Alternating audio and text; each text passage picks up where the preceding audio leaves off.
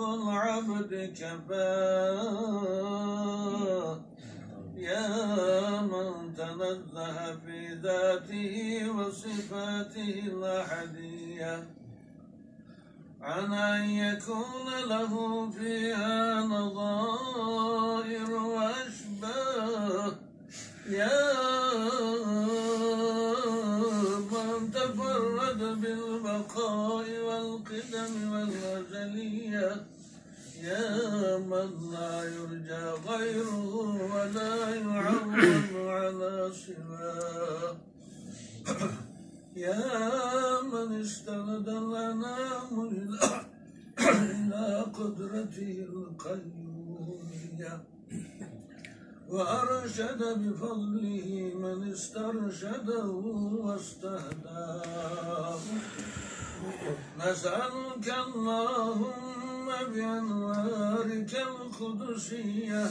التي أذاعت من ظلمات الشك دجاه أن توفقنا يا مولانا في الأقوال والأعمال لإخلاص النية وتنجح لكل من الحاضرين والغائبين مطلبه ومناه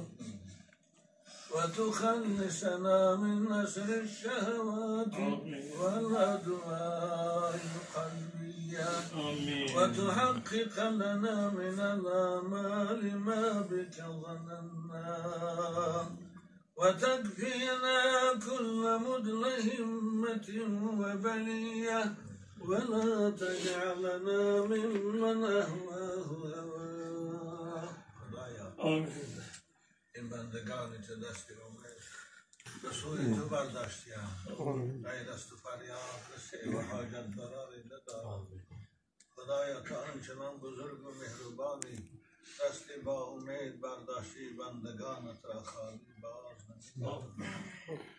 پروردگارا این بندگانی تو خصوصا این جوانای محفل و اهل این خاندان و اهل این محل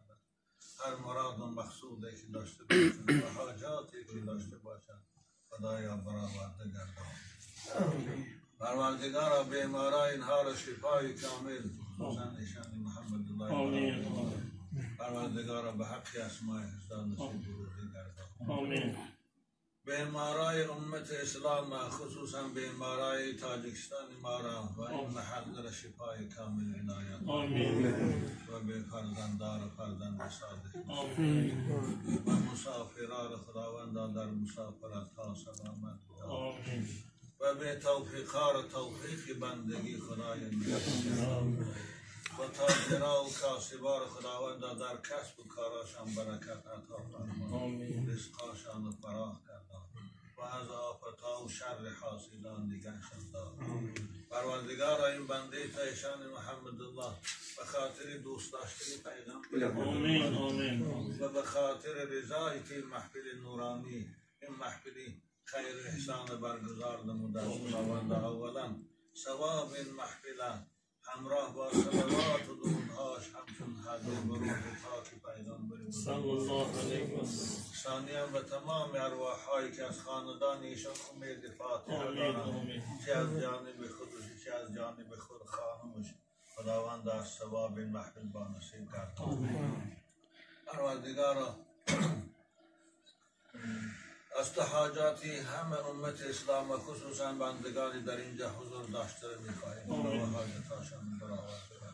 کنیم پروردگارا فرزندایشان محمد الله را عمری دراز مثل باباهاشان بر این پیرو اسلام و قرآن و چنین تنی صحت خدای نصیبشان کردن و چندش در مسافرتی هستند از این محل و از این خاندانیشان خدای اونها هم در مسافری ها با برادراشان و دوستاشان سلامت نگه دار بعد از انجام سفر خدایا با دست تو به خاندانشان بازگردان ربنا آتنا فی الدنیا حسنه و فی الاخرة حسنه و قنا عذاب النار